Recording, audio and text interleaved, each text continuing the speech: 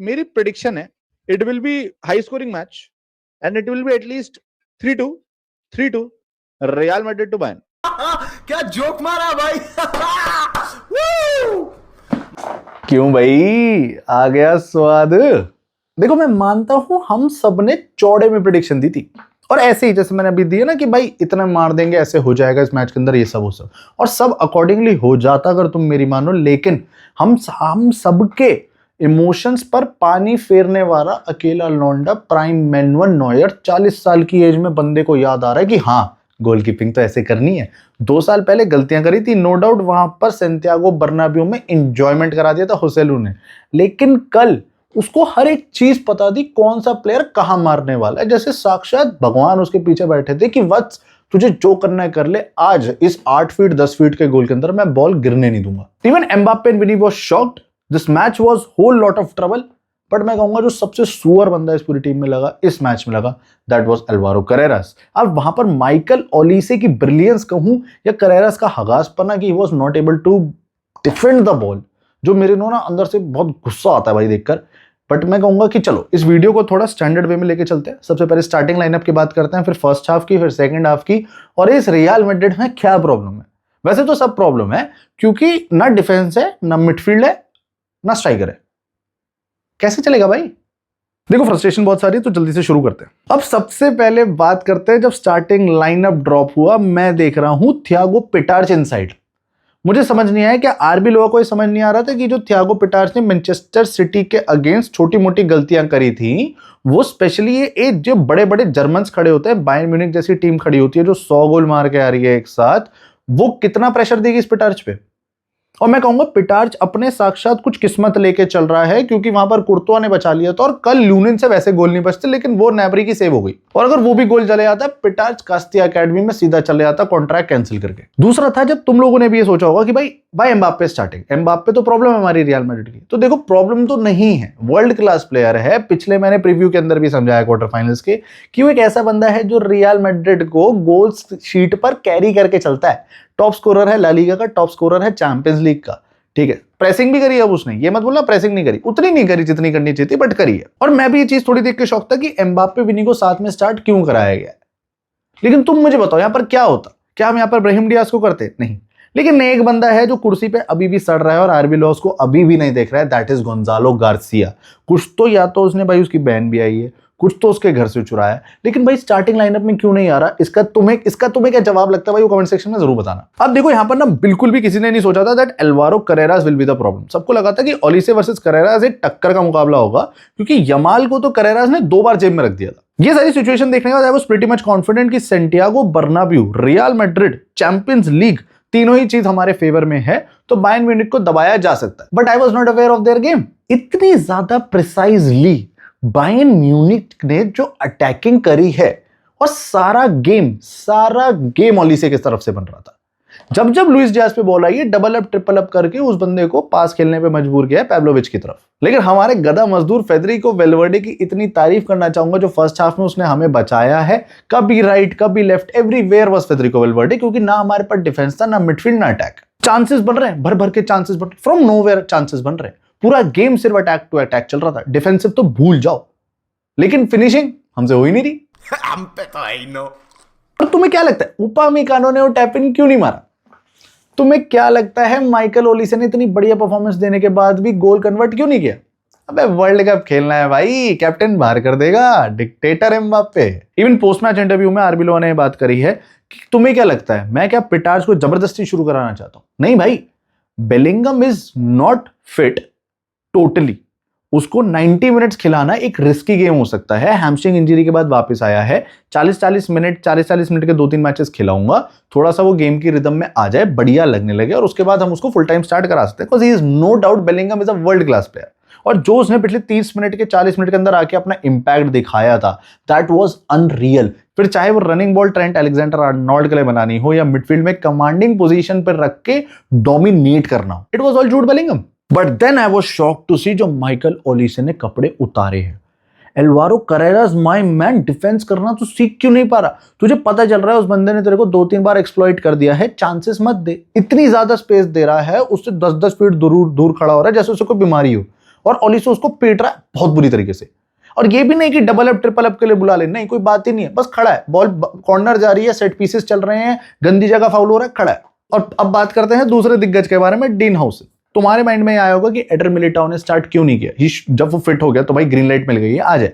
लेकिन जब कोई बंदा ये दो एसीएल इंजरीज लेके वापस आता है तो उसको कंसीडर नहीं किया जाता कि वो कंप्लीटली फिट है, वो आते ही फिर से इंजरी ले सकता है। तो आर्बेलोआ प्लेइंग सेफ, बेलिंगम को भी बाद में लाया, सिमिलरली एडर मिलिटाओ को भी बाद में लाया, पर तब तक डीन हाउसन अपना कूड़ा मचा चुका था। जो उपामिकालो वाला टैप इन आया है वो हैरी केन से असिस्ट आई थी, और वो डीन हाउसन का गंदी सी कूदा था, बिल्कुल 1.5 फीट कूदा था, इतनी हाइट लेके भी, और बॉल उसके ऊपर से तब भी टप गई। उसके बाद आता है माइकल ओलिसे पे चैलेंज, इतनी important position top of the D से ओलिसे ट्राई ले रहा है। मैं कह रहा हूं भाई ये तू चाहता क्या है, तू जबरदस्ती क्यों हराना चाहता है। लेकिन फिर उसके बाद आता है 41 मिनट में विनीशियस जूनियर की बैड पास, बायर्न म्यूनिख एकदम टिकी टाका चलाती है, बॉल एकदम छोड़ते चले जाते हैं, Gnabry through pass to Luis Diaz, जहां पर हमारी बैक फोर को ऑफसाइड मेंटेन करनी नहीं आती, and it was a perfect goal. Even Courtois भी वहां होता तो वो नहीं सेव हो सकता था। Luis Diaz is no doubt a prolific striker, बढ़िया फॉर्म में चल रहा है। बायर्न म्यूनिख में उसने अपने टाइम ढूंढ लिया, उसने अपनी पोजीशन ढूंढ ली और क्या कन्वर्ट करा था। और वो मेरी प्रेडिक्शन के अकॉर्डिंग भी था, मैंने कहा चल बायर्न पहले मारेगी, और जब तुम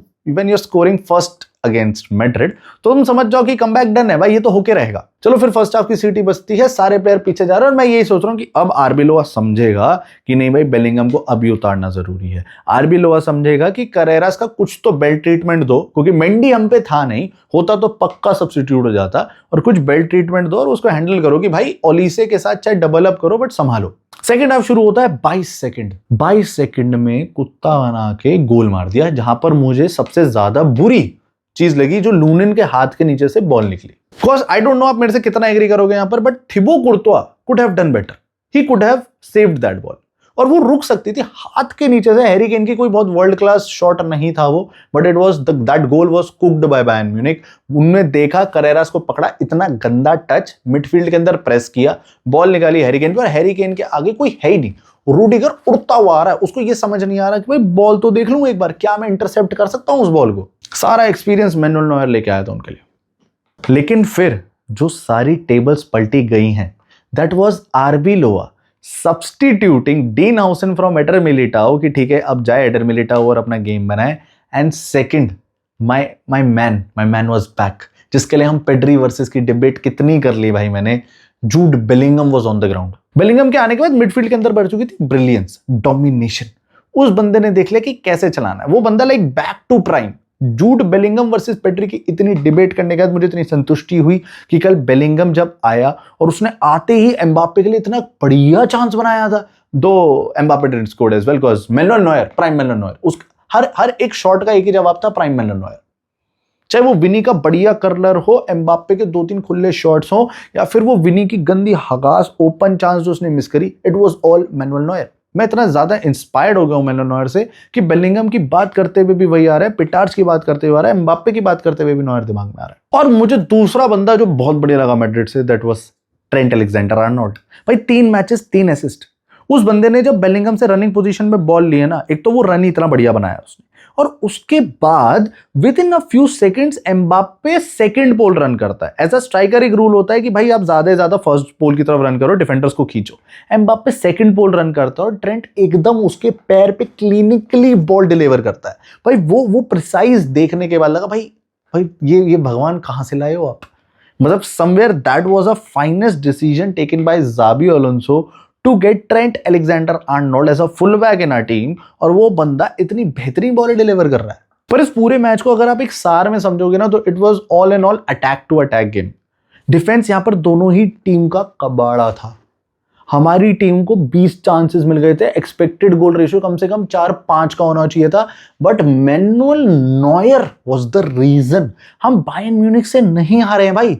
सैंटियागो बर्नाब्यू पे रियल मैड्रिड मैनुअल नॉयर से हारी है, जैसे यूवेंटस रोनाल्डो से हारी, एथलेटिको मैड्रिड रोनाल्डो से हारी। एक प्लेयर का इंपैक्ट कितना बड़ा हो सकता है। अब बात करते हैं ना अगर प्रॉब्लम्स की, रियल मैड्रिड में प्रॉब्लम्स किस चीज की, क्या प्रॉब्लम है भाई। मैं कहूंगा पोजीशंस पे कुछ प्लेयर कुछ एक्स्ट्रा खेल रहे हैं, अपनी बैच की और अपनी वो इंटेंट या मेंटालिटी जो है ना for playing for real Madrid, वो बहुत मिसिंग है। आर्दा गुलर कहीं ना कहीं कुछ कुछ एक्स्ट्रा टचेस लेता है, कहीं ना कहीं वो सिर्फ एम्बाप्पे को ढूंढता है जब उसके सामने 10 बंदे भी खड़े हो, कहीं ना कहीं विनीशियस जूनियर के वो जो छक्के मारने की आदत पड़ गई है, या कहीं ना कहीं वो विनीशियस जूनियर को लगता है ना मैं 4-5 काट के खुद मार दूंगा, चाहे उसके आगे 3 प्लेयर खड़े हैं जो खाली बॉल मांग रहे हैं, बट नहीं, मैं मार दूंगा। ये चीजें इतनी ज्यादा प्रॉब्लमैटिक बन चुकी है कि हमें नए प्लेयर्स की जरूरत है, हमें लीडर्स की जरूरत है ग्राउंड पे। ये टीम वैसे सिनर्जी बहुत बढ़िया हो रही है रियल मैड्रिड के अंदर, सारे प्लेयर्स को पता है कौन कब कहां रन बना रहा है, आग बंद करके ये लोग भी पासिंग कर सकते हैं।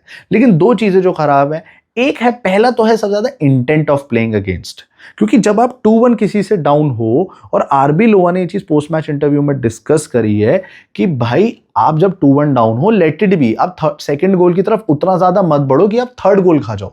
वो तो वैसे लुइस डियाज की मिस पास हो गई टू अली से या मुसियाला, कहीं ना कहीं बायर्न म्यूनिख वहां से क्लिनिकली हमारे पेनल्टी बॉक्स में आके कन्वर्ट नहीं कर रही थी, वरना ये स्कोर आराम से 4-1 जा सकता था और हमारा सेकंड लेग से पहले ही गेम खत्म था। ये चीज रियल मैड्रिड ने पिछले साल आर्सेनल के अगेंस्ट करी थी सेकंड लेग के अंदर, कि इतना ज्यादा पुश कर दिया कि वो भूल गए हमें डिफेंस भी करना है। अब बायर्न म्यूनिख का डिफेंस तो काम नहीं कर रहा है, तुम बढ़िया अटैक कर रहे हो, लेकिन तुम ऐसे रिस्क मत लो जो तुम्हारी उस मेंटालिटी पे सवाल उठाए, और वही चीज प्रूफ हुई कि these youngsters were not ready for this game. अब बात करें ना प्रॉब्लम्स की, हमें चाहिए सबसे पहले एक स्ट्राइकर। होसेलू ले आओ, चल जाएगा, विक्टर ओसिमेन ले आओ, बेस्ट कर देगा, कोई भी स्ट्राइकर ले आओ, लेकिन हम लाएं क्यों? पड़ा है ना एक कुर्सी पे, कर लो ना यूज आरबी लोआ भैया, उसका कोई एक्सप्लेनेशन नहीं, उसके बारे में कोई बात ही नहीं कर रहा। गोंजालो गार्सिया खुद बात नहीं कर पा रहा आगे आके। कीपर की बात करें, Lunin is the good keeper for us, second choice, बढ़िया गोलकीपर है भाई, लेकिन अभी जो उसकी रिसेंट फॉर्म्स चली हैं, एल्बासीते के अगेंस्ट भी वो बहुत बेकार खेला था, बढ़िया मतलब अच्छी खासी सेव जो कुर्तोवा कर देता है तो हमारी एक्सपेक्टेशंस बढ़ जाती हैं, और फिर लूनेन वहीं पर गू मचा देता है। तो गोलकीपर पे हम बात नहीं कर सकते, Courtois is unfortunately injured, Bayern Munich के सेकंड लेग में भी नहीं आने वाला। डिफेंस पे बात करें तो बस मुझे करेरास का दिक्कत लगा, because Olise is a world class player है भाई, रेटेड ओवर यमाल कहूंगा मैं, लेकिन करेरास की गलती ये थी कि जब समझ आ गया कि ओलिसे बहुत बुरी तरीके से काट रहा है तो भाई चार्ज मत कर, होल्ड कर, डबल अप करवा, प्लान तो बना। सेकंड आता है मिडफील्ड, हमारे प्लेयर्स अटैकिंगली इतना ज्यादा इंक्लूड हो जाते हैं कि सब कुछ चुआमेनी पे छोड़ते हैं। चुआमेनी का वो जो स्लिप वाला गलती से टैकल हुआ, येलो कार्ड है, he is not there with us in the second leg, लेकिन बात वहीं पर आ जाती है कि उसके अलावा कौन है जो हेल्प कर रहा था। फेडरिको वेल्वर्डे कितने विंग्स पे भाग लेगा, कभी लेफ्ट जा रहा है ट्रेंट को हेल्प करने, राइट आ रहा है करेरास को हेल्प करने, बहुत प्रॉब्लमेटिक एरिया बन रहा था। हमारा मिडफील्ड उतना सॉर्टेड नहीं है। तुम कह रहे हो डीप लाइन प्ले मेकर, भाई थियागो पिटार्स को ग्रूम करेंगे, बढ़िया बन जाएगा वो बाय टाइम, बेलिंगम के साथ वो कहर मचा सकता है, चुआमेनी खड़ा होगा, फेडरिको वेल्वर्डे खड़ा होगा, मिडफील्ड सॉलिड है, लेकिन तब भी हम बना नहीं पा रहे। क्यों? अभी टाइम चाहिए इस टीम। कितना टाइम चाहिए? 2 सीजन हो गए, ट्रॉफी लिस्ट जा रहे हैं हम लोग।